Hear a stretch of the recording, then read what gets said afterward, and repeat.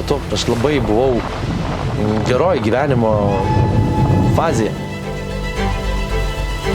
Viskas atrodo, wow, buvau visiškai on the top. Ir... Va taip. Koja, atviras lūžis. Nebus dabar taip lengva, tikrai neišsisuksiu su šita trauma.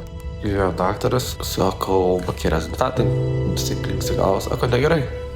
Ir aš turėjau 24 valandas priimti sprendimą. Ir ta diena, kai sužinau, kad tikrai nebeturėsiu kojas.